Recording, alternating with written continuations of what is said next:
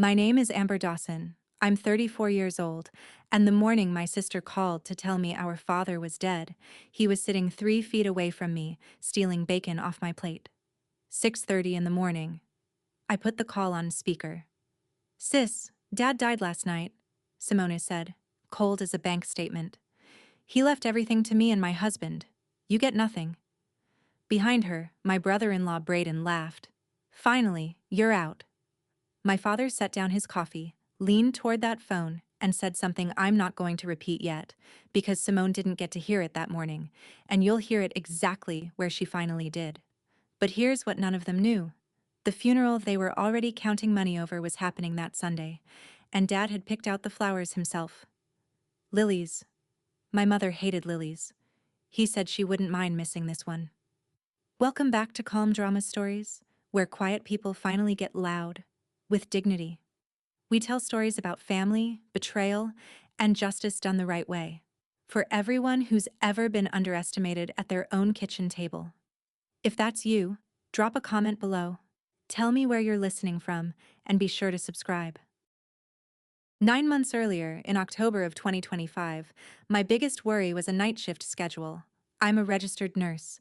I was working travel contracts out of Columbus, Ohio. 13 weeks here, 13 weeks there. Because travel pay is how a girl from Cedar Falls kills off her nursing school loans before she turns 40. My father thought the whole arrangement was hilarious. You drive 3 states to give strangers their pills, he'd say, and I can't get you to change my furnace filter. That was Moses Dawson, 73 years old that fall. Army, 1970 to 1974. He came home, turned wrenches for other people until 1981, then opened Dawson's garage on Route 9 and ran it for 36 years. He sold it in 2017, retired at 65, and moved exactly nowhere. The same house on Maple Ridge Road he and Mom bought in 1984 and paid off in 2009. He wasn't rich, he was paid off rich, small-town rich. The kind of rich that doesn't show up in a man's shoes but shows up later, in a courthouse. Mom, Carol, died in March of 2023, and Dad grieved the way he fixed engines. Quietly, daily, without asking anyone to watch. Every Saturday night he wound the little brass clock she kept on the mantel, because Carol always said a stopped clock made a house feel dead. He cooked. He drove his 1978 F-150 that he'd restored bolt by bolt. He called me every Sunday, and I called him. We were fine. Everyone was fine. Then, on a bright October afternoon, my 73-year-old father climbed a ladder to clean his own gutters, because asking for help was never going to be his best event. He fell 8 feet and landed wrong. Broken right wrist, the kind that needs a small surgery, plates and pins, 6 to 8 weeks of healing. Not a tragedy. An inconvenience with hardware. I was mid-contract in Texas, and I still made it to the hospital in Cedar Falls inside 48 hours, because that's what you do.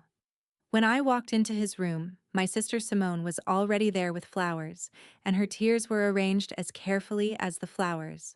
Her husband Braden was shaking the surgeon's hand like he was closing on a duplex. Braden sells mortgages. He has a voice like warm syrup and a handshake he practices. You fly back to your patients, Amber, he told me, squeezing my shoulder. Family takes care of family. At the time, it sounded like kindness. It took me months to hear it for what it was, a man assigning himself the keys. I did ask questions before I left. I'm a nurse. Discharge plans are my native language. I asked to see Dad's paperwork, his follow-up schedule, his medication list. Braden smiled and said it was all handled, all filed, all at the house. Simone said, "We've got this, sweetie. You're so far away." Dad, doped and cheerful in the bed, gave me a thumbs up with his good hand. Go on, kiddo. I'm surrounded by professionals. So I flew back to Texas. I want to be honest with you about that, because it matters later. I didn't leave because I didn't care. I left because the 2 people standing closest to him kept telling me everything was handled, and one of them had already decided exactly how handled things were about to get. Dad moved into Simone and Braden's place that November, 15 minutes from his own house. Just a few weeks, they said, until the cast came off. And here is where the first paper appeared, the honest one. His right hand was in a cast. He couldn't sign checks. He couldn't drive. So Braden brought in a notary and Dad signed a limited power of attorney, bill paying only, with his clumsy left hand. I want you to hear me clearly. That document was legal, reasonable, and boring. Your own mother would have signed one. I would have. That's what makes this kind of thing work. It never starts with a crime. It starts with a favor. Simone posted a photo that week. Dad at her kitchen table, soup in front of him, caption reading, "Blessed to care for my daddy. Family is everything." 200 likes. Half of Cedar Falls commented hearts. Meanwhile, on a Sunday call, Braden was walking me through their plans and referred to Dad's house, the house on Maple Ridge, the one my parents paid off, as the asset. Dropped casually, the way you'd say, the weather. I noticed it. I even said, "You mean the house?" And he laughed and said, "Realtor brain, sorry." Dad noticed things too, he told me much later. He noticed Braden brought the power of attorney papers to his bedside instead of the kitchen table. He noticed the pen was already uncapped, but his wrist ached. The pain pills made everything feel like a matter for tomorrow, and the paper said what it said. Bills only. He read it twice and signed. It was the last thing they ever showed him before asking him to sign it. Then the wall went up, one polite brick at a time. My Sunday calls started landing on Simone instead of Dad. "He's napping." "He's tired, hun." "I'll tell him you called." 3 weeks straight, I did not hear my father's actual voice. His old flip phone broke. So I bought him a smartphone, set it up myself, loaded my number, and shipped it to Simone's house. The package went missing. I shipped a second one, with tracking this time. "Delivered," said the email. "Oh, that," Simone said. "Dad didn't want it. You know how he is with technology." My father rebuilt a carburetor the year he turned 70. He is not afraid of a telephone. I knew something was off. I want that on the record. I asked to talk to him directly. I offered to schedule a video call. I asked which doctor was following his wrist so I could call the office. And every single time I hit the same soft wall. "He's resting. We've got it. Why are you being like this?" Here's the thing nobody tells you about situations like ours. When a grown man is legally competent and his caregivers say he's fine, a daughter 2 states away has no lever to pull. There's no agency you call because your sister keeps answering the phone. I was a nurse under contract, 13 weeks locked, with loans to pay, and the only 2 witnesses inside that house kept smiling at me through it. Simone ended one of those calls with a line I've never forgotten. "You chose your career, Amber. Let the people who stayed handle it." I flew home for Christmas anyway, and at that dinner table my father's chair had been moved to the corner. Christmas of 2025.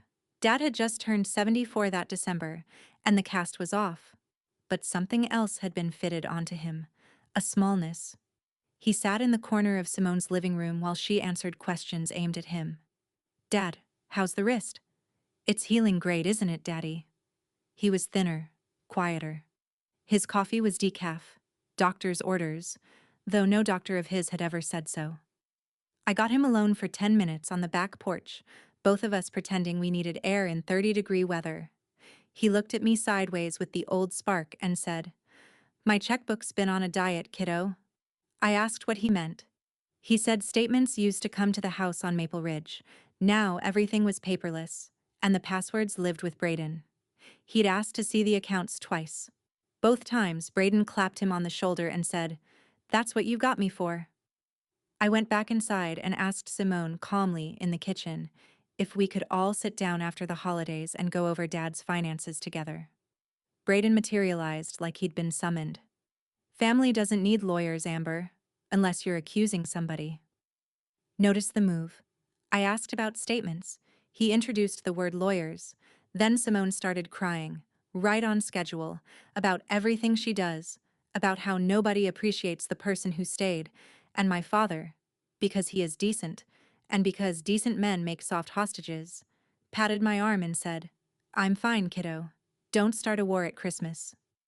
On January 6th, I signed another 13-week contract in Texas. I've signed a lot of paperwork in my life. That was the most expensive signature of mine you'll hear about tonight.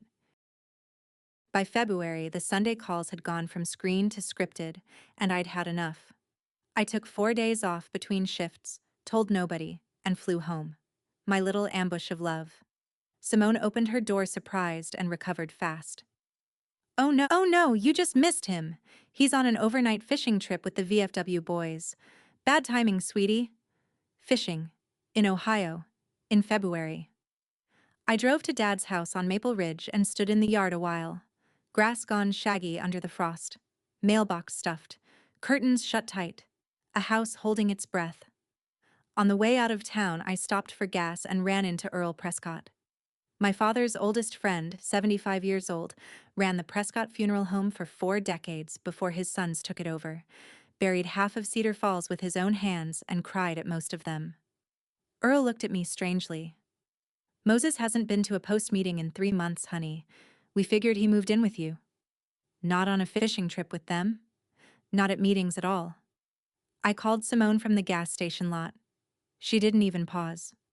Oh, it's not the VFW crowd, it's his other buddies. You don't know them. A lie stacked neatly on a lie, like cordwood. I flew back to Texas with my stomach in a knot, and 3 days later Simone texted me a photo. Dad in an armchair, smiling thinly, holding that day's mood hostage. Dad's doing great, stop checking up on us. I stared at that picture a long time. There was a detail in it. Small, ordinary, right there in the background, that I wouldn't understand for another 5 months. When I finally did, it changed how I saw every photo she'd ever sent. My contract ended the first week of May 2026, and I came home to Columbus with a plan to drive to Cedar Falls unannounced and refuse to leave without seeing my father. The phone rang before I'd unpacked. June Hetler, a nurse I'd worked med-surg with years ago, 58, sharp as a lancet. The kind of woman who notices everything and forgives most of it. She'd taken a job at a long-term care facility called Crest Haven Manor, out near the Indiana line, 170 miles from my kitchen. Her voice was careful. Amber, there's a resident here, came in back in March. He asks every nurse on every shift if they know a nurse named Amber. Says she's his daughter. I couldn't speak. June kept going. Gentle, professional. His name is Moses Dawson, honey. Is that your father? I stood in the middle of my kitchen with my keys still in my hand. Nobody had said the words nursing home to me. Not once, not in any call, not in any text. As far as I'd been told, my father was eating pot roast 15 minutes from his own house. June said one more thing before I hung up, and it's the thing that put me in the car. Amber. He doesn't present like a placement.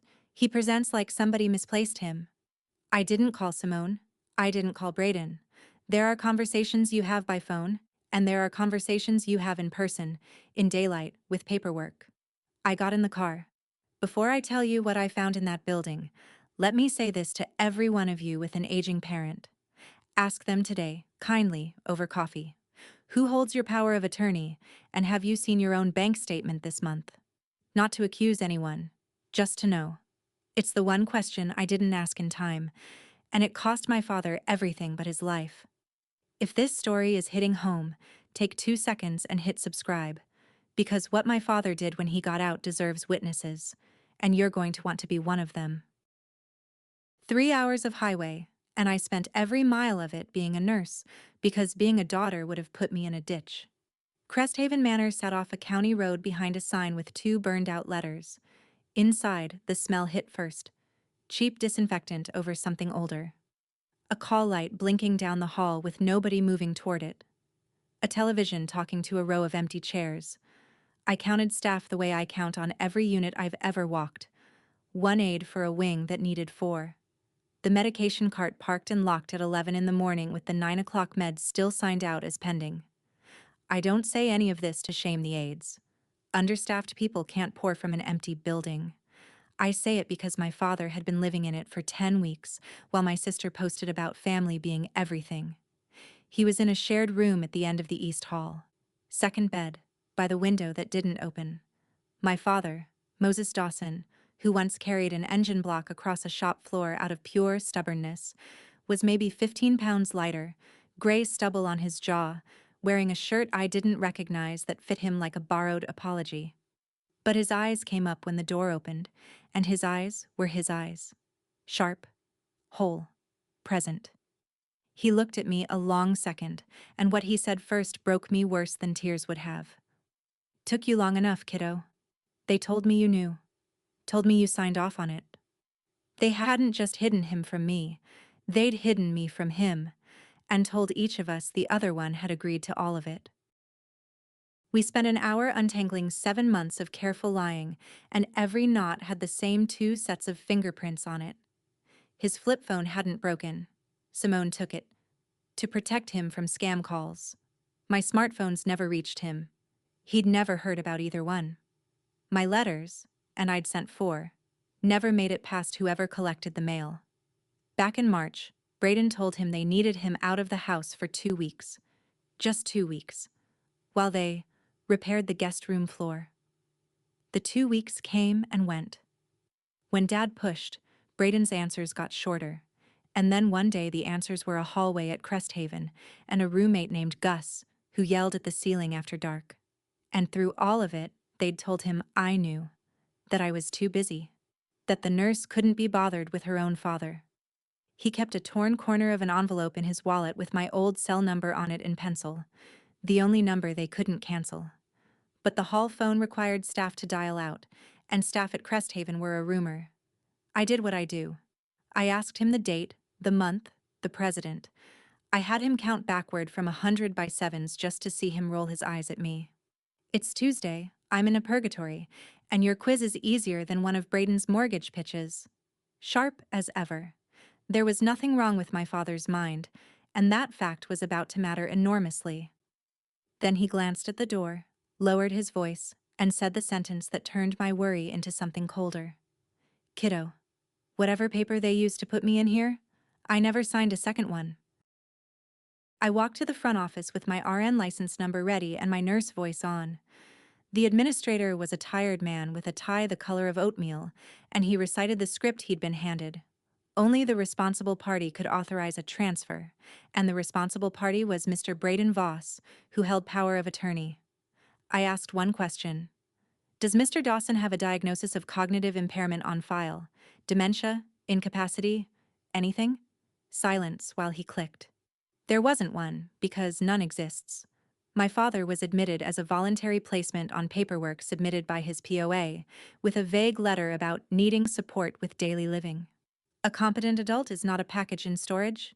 He can discharge himself. Full stop.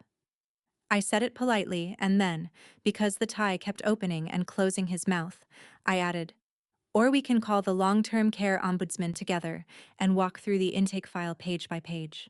I have the afternoon." It's remarkable how fast paperwork appears when you offer to read it with a state official. 20 minutes later, my father sat at that desk and signed his own discharge. Right-handed, healed, unhurried. Letters carved clean, the M leaning left the way it has since 1974. "First thing I've signed in 6 months," he said to the room, "and it's a jailbreak."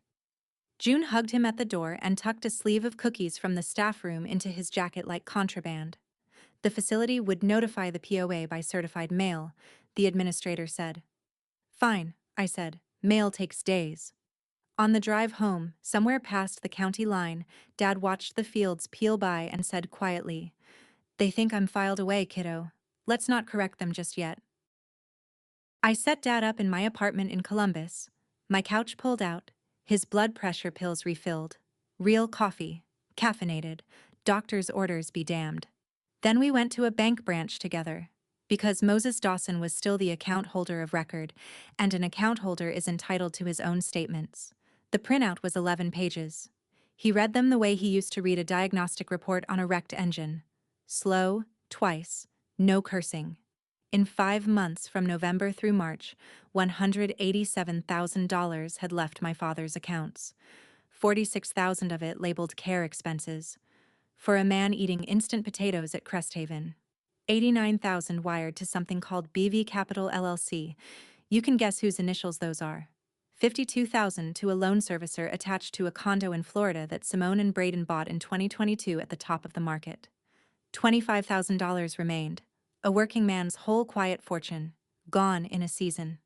And stapled behind the statements, a courtesy copy of something worse. A home equity line of credit application on the Maple Ridge house. $150,000, pending approval, signed Moses Dawson on April 14th. On April 14th, my father was 170 miles away, asking nurses if anyone knew his daughter. I called Simone that night. One call, one chance, and I kept my voice level. "Tell me your side, I'm listening." What she said back told me everything about where her heart had gone. "You were never really in this family, Amber. Don't you dare lecture the one who stayed." So we stopped asking family for answers. We hired a woman whose entire job is paperwork. Patricia Whitfield, elder law, 61 years old, reading glasses on a chain and a handshake like a filing cabinet closing. Her office smelled like toner and lemon drops. She listened to the whole story without moving, then said the sentence that made my father fall professionally in love. "Documents don't cry, Mr. Dawson. That's why I like them." She moved fast and completely legally, and I want you to hear the order, because this is the part that protects people. First, Dad signed a notarized revocation of every power of attorney in existence, delivered to the bank, the county recorder, and every institution he'd ever touched. Second, a signature dispute letter to the HELOC lender, which froze that application where it stood. No money had moved yet, which meant the house was still clean. Third, a report to Adult Protective Services and a fraud affidavit with the bank, both of which start clocks that even a smooth talker can't stop. Then Patricia laid out the problem. "Civil recovery, I can get. Criminal intent is harder. He'll say Dad authorized everything verbally. These men always say that." And buried in the bank's file was the thing we didn't have before. A second power of attorney, full financial authority, notarized January 12th, submitted in January. The one Dad never signed. Patricia slid it across the desk. "For criminal charges, it helps enormously if they use a forged instrument again. Somewhere public, somewhere witnessed. Fraud in a drawer is a lawsuit. Fraud performed for an audience is a conviction." My father studied that page for a long, quiet minute. The loops of a signature that wasn't his, over his own name. Then he looked up at me and asked me to bring him his Army discharge papers. We drove to Cedar Falls on a Tuesday morning when Braden would be at his office selling somebody a 30-year promise. My key still fit the back door of the Maple Ridge house. Some oversights are gifts. Inside, the air was stale in a way that insulted him. The file drawers in the den hung open, picked over. Mom's suitcase sat unzipped on the guest bed with her good jewelry box empty beside it. And on the mantel, Carol's little brass clock stood dead at some long-gone afternoon because no one had wound it in 7 months. Dad stood in the middle of his own living room like a man visiting a museum of his life. "7 months," he said. "The house doesn't even smell like mine anymore." Then he went to the bedroom and knelt, slow but steady, and pulled his old Army footlocker from under the bed. Still locked. The one thing in that house Braden hadn't cracked. Because to a man like Braden, an old soldier's box is furniture. Inside, in order, squared away like it was 1974. His DD 214 discharge papers with his true signature inked when he was 22. The original deed to the house, his medals, wrapped in a handkerchief. And a letter, envelope soft with handling, marked in my mother's round hand. "For Moses, when I can't say it myself." He didn't open that one there. He carried the whole locker to the kitchen, set it on the table where every big decision in our family has ever been made, and laid the forged power of attorney down next to his discharge papers. Then my father went very, very quiet, and I have learned to pay attention when quiet men get quieter. 2 pieces of paper side by side on a kitchen table in the house they were both about 52 years apart. The signature on the DD 214, 1974. The M in Moses. Leaning hard left, like a man walking into wind. The crossbar of the T in Dawson dragging long past the letter, a tail on it, always. Ink pressed deep. He signs like he means it. And then the signature on the second power of attorney, dated January 12th, 2026. Round, even, polite. Every letter behaving. Prettier than I ever wrote in my life, Dad said, tapping it, even before the wrist. But handwriting wasn't the knife. The date was the knife. I'd already pulled his medical records. He'd signed a release making me his healthcare contact the day after the jailbreak. And on January 12th, my father was at the orthopedic clinic from 9 in the morning until 11:30, having hardware checked under light sedation, initialed in by a medical assistant at every step. The notary stamp on that power of attorney says it was executed at 10:15 that same morning at an office 20 miles from the clinic. A man cannot be sedated in one town and signing in another. The paper didn't just lie. The paper told on itself. Dad sat back, and something in his face settled. Grief clocking out, and a decision clocking in. Dead men don't sign papers, he said. I asked him what that meant. Their notary friend stamped a ghost, kiddo. So let's introduce them to a real one. Then he opened my mother's letter at last and read it alone by the window, and when he came back to the table he only shared one line with me. Don't you let the quiet ones fool you, and don't you dare go quiet yourself. The certified letter from Cresthaven landed in the Voss mailbox that Friday, and my phone started detonating before noon. Braden, voicemail 1, syrup gone, all vinegar. You have removed an at-risk senior from a care facility without authorization. That's kidnapping, Amber. Kidnap-ping.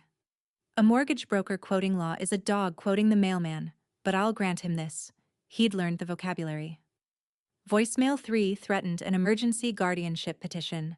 Dad was confused, declining, being manipulated by a daughter after his money. Read that sentence again and appreciate the craftsmanship. Accuse the other side of the exact crime in your own pocket. Patricia was serene. Guardianship requires an independent medical evaluation. Your father will pass it like a driving test. But she didn't sugarcoat the rest. A contested guardianship takes weeks, gets loud, smears everyone, and, here was the real play, buys time. Time for a frozen HELOC to thaw if the dispute hiccuped. Time to move what was left. Men like Braden don't fight to win. They fight to keep the clock running while the money finds the exits. That night, Simone sent me a single text. No greeting. Dad will choose us. He always needs the ones who stay. You've got a career and an empty apartment. He'll figure out which daughter actually built a life around him. I read it to Dad because we'd agreed. No more secrets managed on his behalf. By anyone. Ever. He looked at it, then out the window, then said in the mildest voice you ever heard. She thinks staying close to a man is the same as standing by him. He handed me back the phone. Call Earl. Tell him I finally need that favor he's owed me since 1976. He laid it out at my kitchen table at 9 o'clock at night, over decaf he'd poured himself as a joke.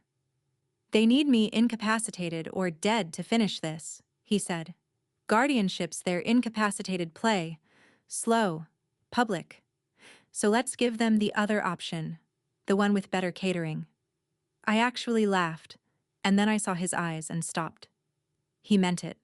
Let them believe he had died. Not a fake death certificate, not a false report to any agency, not an obituary in any paper. He'd thought about the lines and refused to cross them. No government paper, no insurance, no cops lied to. Just one phone call, friend to family, and a memorial his buddies throw him. Lying to liars isn't a felony, kiddo. I checked. Twice. The logic underneath was pure Patricia, even though she'd never touched the theatrics. Greed is a reflex. Tell Simone and Braden the man is gone, and they will not pause to grieve. They will produce that forged will and claim the estate in front of God and everybody, because they cannot afford probate questions later. Using a forged document in public, out loud, to witnesses, has an ugly legal name, and it comes with handcuffs. They wouldn't be trapped by us.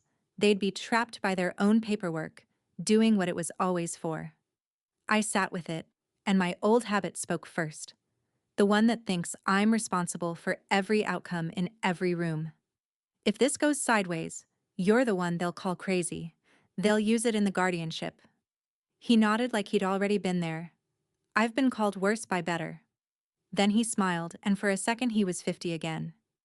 We just need a man the whole town believes. Lucky for us, I know the fella who buried half of it.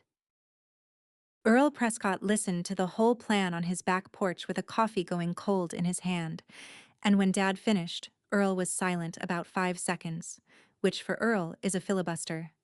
Then, I've buried 4 mayors and 1 man I truly didn't care for. This'll be my first rehearsal. That's how the old guard says yes. Understand who these men are.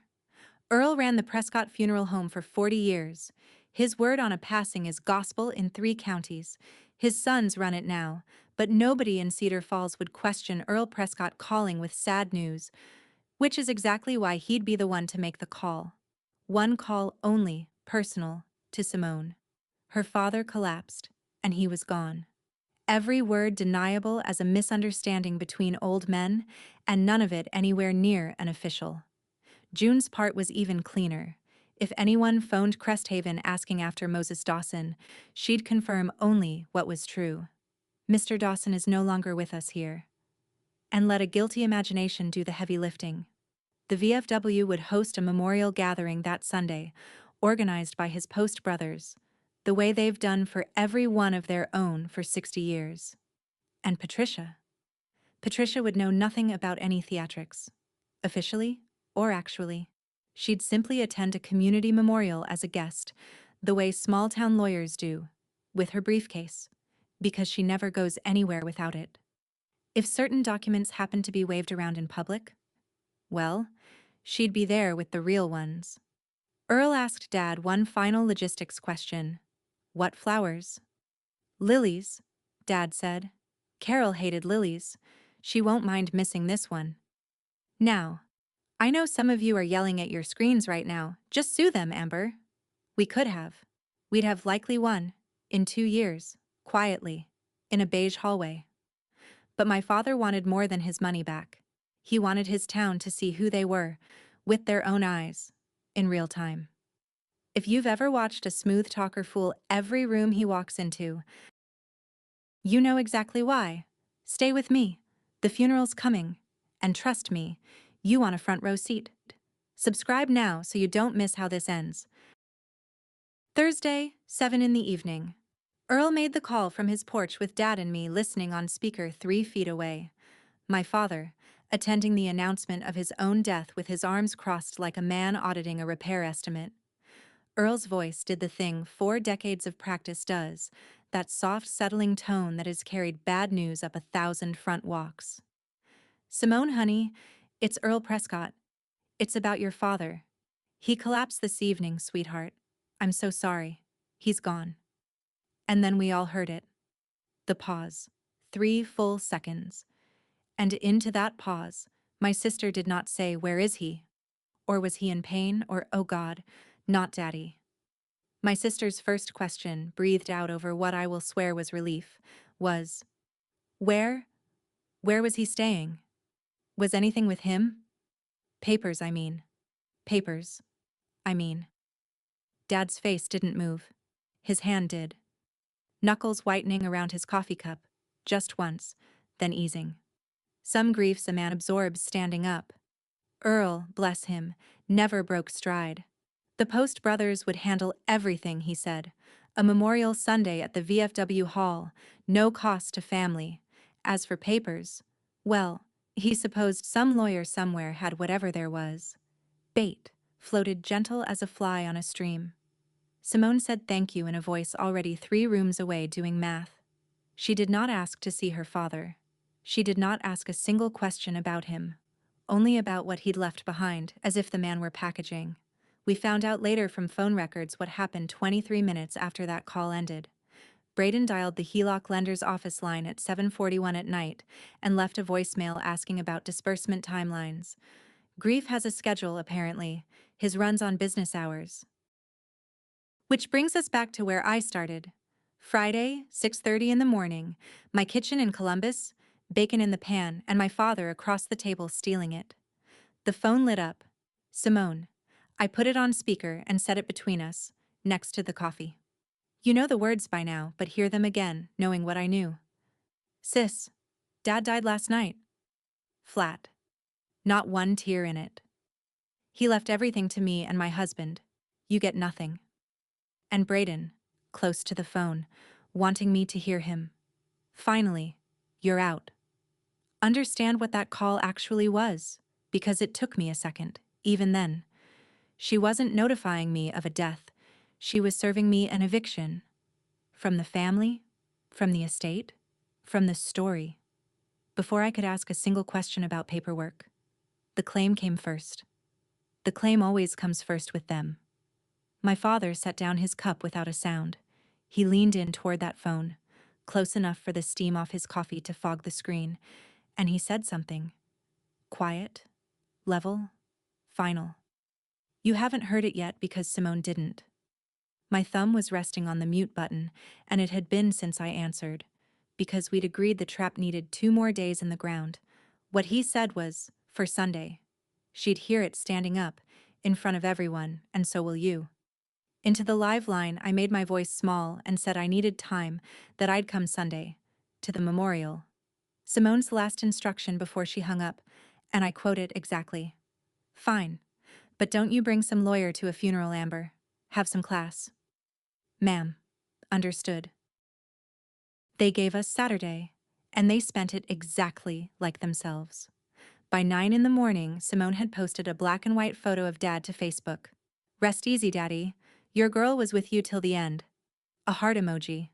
200 reactions by lunch. Casseroles pledged in the comments. Candle emojis from women who'd known Carol at church. With you till the end. The end of what? His checking account? And here's where I finally understood the photo from February, the one she'd texted with "Stop checking up on us." Same armchair, same wall behind him, and on that wall, a clock reading 7 minutes past 4. The same 7 minutes past 4 as in the new memorial photo, and the same shirt on my father in both. Every proof of life she'd ever sent me came from one afternoon, one stage sitting, cropped and reserved for months like leftovers. He'd been gone from that house since March. Her photographs never knew it. While she posted, Brayden worked. A neighbor on Maple Ridge, Dottie Kranz, watched that street 40 years, called me confused. A van in Dad's driveway. A man drilling out the locks. Saturday, before any funeral. Changing the locks on a dead man's house before they'd even buried him. Patricia added the timestamp of Dottie's call to a folder that was getting thick. June reported in too. Someone had phoned Cresthaven asking for records, for the estate. The estate. The body wasn't even cold, mostly because it was at my kitchen table eating a BLT. Dad took in all of it calmly, then spent the evening polishing his good shoes and hanging his one dark suit on the door. Every man should look sharp at his own funeral, he said. Sunday came.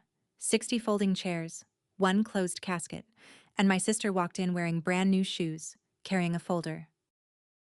The VFW hall on a Sunday afternoon, flags at the front, the honor board with its brass names, 60 folding chairs in rows on an old wood floor that creaks confessions out of everybody. Earl had dressed the room like the professional he is. A casket at the front, closed, borrowed from the showroom floor, and nobody questions a closed casket at a memorial, because nobody wants to. A photo of Dad in uniform, 1972, cocky as sunrise. And lilies. God help me, lilies everywhere. The whole town came, Post brothers in their caps, Maple Ridge neighbors, Carol's church circle with foil-covered dishes for after, Dottie Kranz in her good coat. June slipped in at the back. Patricia sat in the corner, briefcase on her knees like a house cat, bothering no one.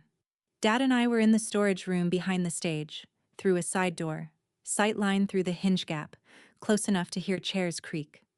My job was to stand in that dark with my folder of true things and keep my breathing even, and I want to be honest, my hands were cold. His weren't. Simone entered like a widow in a picture. Black dress with tags freshly off, new shoes, tissue at the ready, crying precisely when observed and recovering the instant she wasn't. Brayden worked the room in his closer's suit, gripping shoulders, accepting condolences like deposits, a folder of his own tucked under one arm. They took the front row. Of course they took the front row. And at 2 o'clock, Earl stepped to the little podium, cleared his throat with ceremony, and said the sentence we'd built the whole trap around. Before we share our memories of Moses, the family has asked to say a few words about his affairs. His affairs? They'd requested it themselves that morning, lambs volunteering for the spit.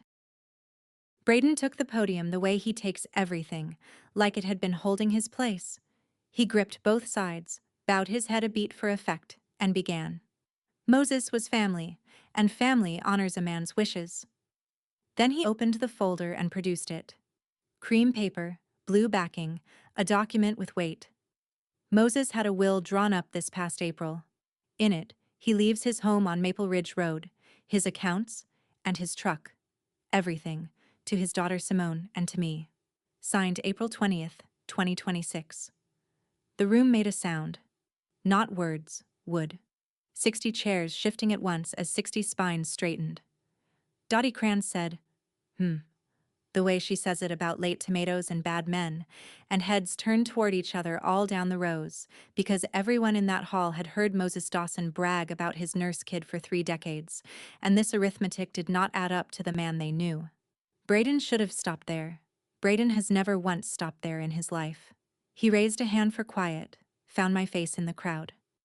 I'd slipped out to stand at the back wall minutes before, per the plan, and read the next line slowly, tasting it. And to my daughter Amber, I leave nothing. For reasons she knows. For reasons she knows.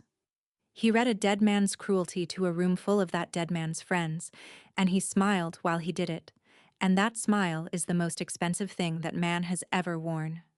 In the corner, Patricia's thumbs undid the clasps of her briefcase without hurry. And up at the podium, Earl leaned toward the microphone, gentle as church. April 20th, you said. Strange date for a signature. The side door clicked. I watched 60 people hear it. Let me hold that door closed one more moment, because you need to know what was on the other side of it the night before. Saturday, near midnight, my kitchen, the plan spread out like an engine gasket set. My old habit had one last run at us, the voice that says every disaster in every room is mine to prevent. We can still just hand it all to the police Monday, I said. Clean, quiet, no stage. Dad was quiet a while. When he answered, he wasn't sharp about it. He was almost gentle. Simone said you get nothing. Let's see what nothing looks like when it stands up and walks. Then he told me the real reason, the one under all the strategy, and I'm going to give it to you the way he gave it to me. Kiddo, they didn't steal my savings. Savings can be rebuilt. I built them once with a wrench. They stole my say. Told the town I needed storing. Told my own girl I didn't want her. Told me my own mind couldn't be trusted. A man's say is all he's actually got at 74, and I'm taking mine back in front of everybody they lied to. That was the whole war, in one paragraph, standing in my kitchen in his undershirt. So we agreed on the rules of engagement, his rules. No shouting, no accusations from us, no speeches. I would carry the folder, statements, revocation, medical records, his discharge papers, and we would stand there and let paper do the talking, because paper had been their weapon from the start, and there is a justice in being beaten by the real thing. Sunday afternoon, 2:17. The hinge gap went bright. My father's hand turned the knob, and 60 people were about to attend the shortest resurrection in Ohio history. The side door opened, and my father walked into his own memorial service. Dark suit pressed to a knife's edge, shoes like black glass, the VFW pin on his lapel catching the hall lights. He didn't hurry. Moses Dawson has never hurried for anyone, and he was not about to start for his own funeral. One measured step, then another, the old floor announcing each one like a drumroll it had been saving up for 60 years. The room came apart in slow motion. A casserole dish slid off a side table and hit the floor with a crash nobody turned to look at. One of the church women crossed herself twice and sat down hard. Somebody's oxygen tank whistled. In the back, June lost the fight entirely and barked one clean laugh before clamping both hands over her mouth. Dottie Kranz said, loudly, to no one, "Well, I'll be damned," which as far as anyone knows is the first time in her life. Simone did not scream. Simone stood up and then simply stopped operating, white as the lilies, two black tracks of mascara moving south while the rest of her face forgot its lines. And Braden froze at that podium with the forged will still raised in his right hand, at shoulder height, in full view of 60 witnesses and one lawyer, a salesman photographed mid-pitch by every eye in the room. Dad reached the podium, adjusted the microphone downward with two fingers, the way he used to fine-tune a carburetor. He looked at the casket. Nice box, Earl. Little roomy for my taste. Then he turned, found Braden's eyes, and delivered it, mild as morning. Dead men don't sign papers, son. And they surely don't drink coffee. Braden did what every cornered salesman does. He started selling, loudly. This is a sick joke? Braden's voice cracked across the hall. Syrup boiled off, nothing left but the burn. This! He's not competent. Look at him. This is elder confusion. He wandered off from his facility. He's been manipulated by her. And his finger found me at the back wall. She took him. She's after the money. This is exactly what the guardianship was for. It's a remarkable thing, watching a man drown at a podium. 60 people had just seen my father cross a room like a colonel inspecting a parade ground, and here was Braden explaining that the man was lost and confused. The room did not murmur agreement. The room went quiet in the specific way an audience does when it has stopped being an audience and started being a jury. Simone lunged the other direction. For sympathy. Daddy, we thought... Earl said. And then she spun on Earl, mask slipping sideways. You lied to me. You called me. You said... And there it was. In her own voice. In front of everyone. She'd been told her father was dead and never once asked to see him. Never called the funeral home. Never asked what happened. Just booked a podium and found a folder. Nobody trapped her into saying it. Grief that skips the body and goes straight to the paperwork tells its own story. I walked up the center aisle then, unhurried, folder against my chest, and I kept my voice at the level I use for families in waiting rooms. You were told he collapsed. You called me at 6:30 the next morning about the will. You never asked to see him. Not once. Behind me, I heard the pastor of Carol's old church stand, take his coat, and move 3 rows away from the Voss family pew. The room was choosing. Then Patricia stood up, buttoned her jacket, and spoke for the first time. Mr. Voss, may I see that document you just read to the room? What happened next took 11 minutes, and I have never enjoyed paperwork more. Patricia walked to the front table, the one meant for the guest book, and laid out documents one at a time, announcing each in the tone of a woman reading a weather report. Notarized revocation of all powers of attorney, executed in May, on file with the county and every bank that matters. 1. Orthopedic clinic records, January 12th, Mr. Dawson under light sedation, 9 a.m. to 11:30, staff initials at every stage. 2. A power of attorney notarized, allegedly, that same morning, 10:15, at an office 20 miles away. A man cannot be in sedation in one town and signing in another. 3.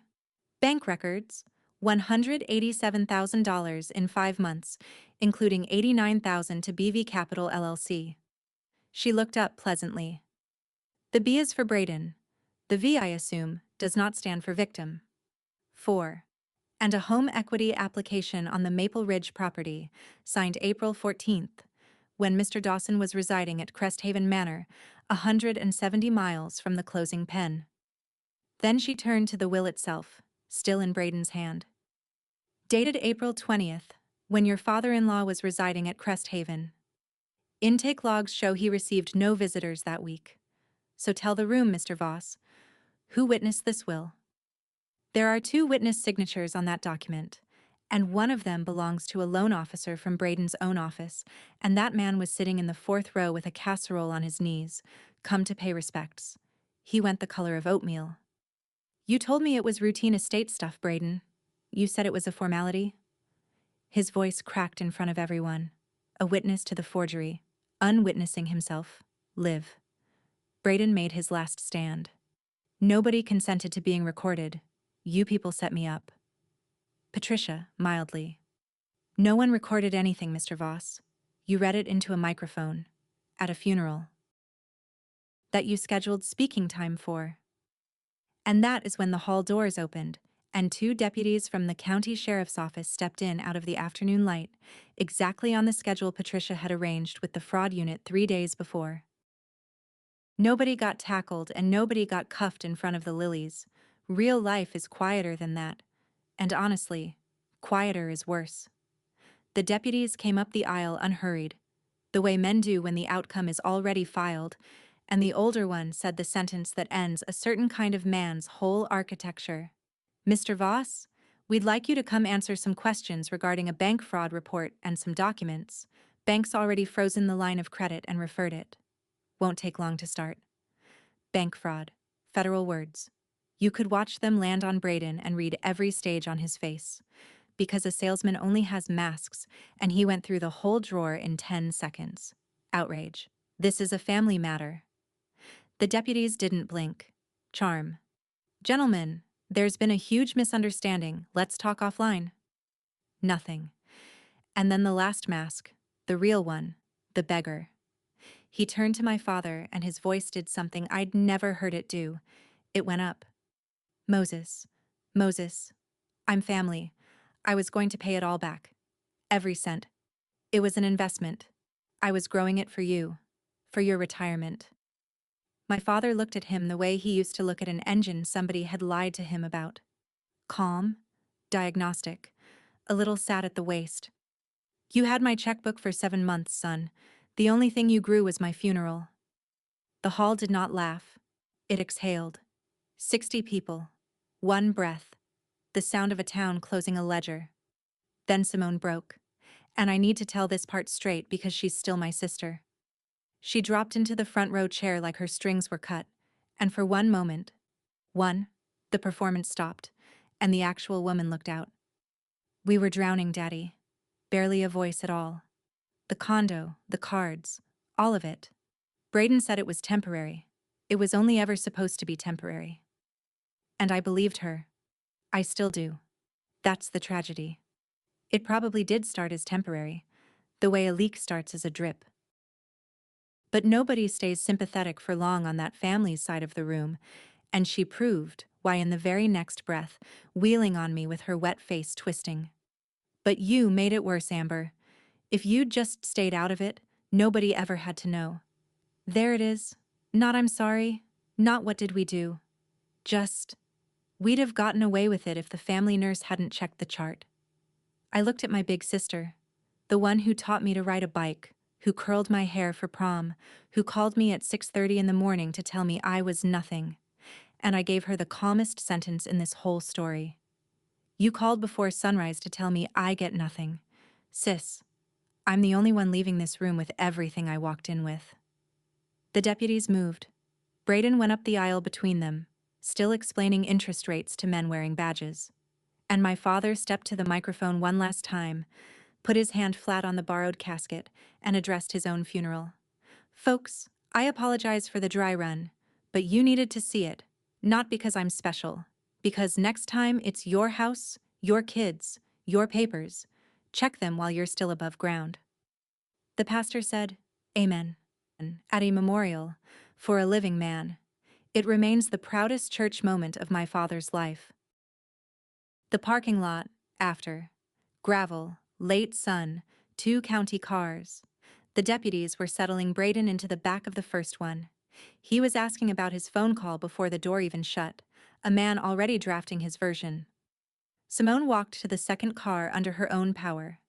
Nobody was arresting her that afternoon, but they had questions, and her new shoes kept catching in the gravel, that expensive click gone stumbling and arrhythmic, and something about that sound is filed in my memory forever, under the word consequences.